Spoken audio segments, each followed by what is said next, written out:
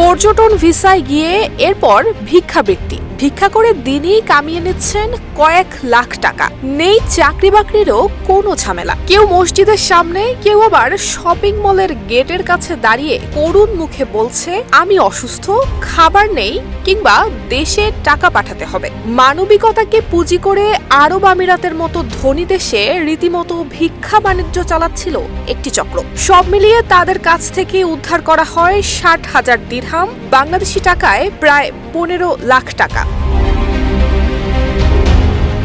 Dubai পুলিশের অভিযানে ধরা পড়েছে অভিনব এই প্রতারক চক্রের ৪১ জন সদস্য। এ সময় তাদের কাছ থেকে উদ্ধার করা হয়েছে মোটা অঙ্কের অর্থ। দেশটির পুলিশ জানিয়েছে, গোয়েন্দা তথ্যে অভিযান চালিয়ে ভিক্ষাবৃত্তির সঙ্গে জড়িত চক্রটির সদস্যদের আটক করা হয়েছে।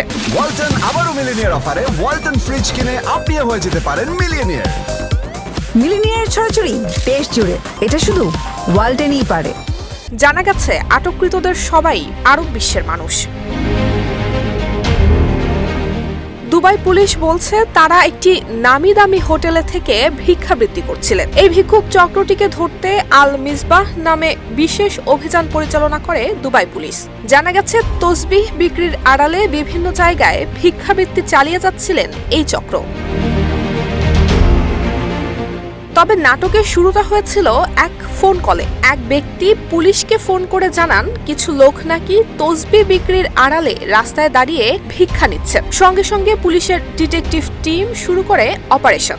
তদন্তে দেখা যায়, ৩ জন লোক রীতিমতো মসজিদের সামনে দাঁড়িয়ে তসবিহ নিয়ে মানুষের দিকে এমনভাবেই তাকিয়ে থাকেন, তা দেখলে যেন যে কেউ ভিক্ষা দিতে বাধ্য। এভাবেই দিন শেষে তারা কামিয়ে নিতেন হাজার হাজার দিরহাম। নুসরাত জাহান মেহেক, ঢাকা পোস্ট।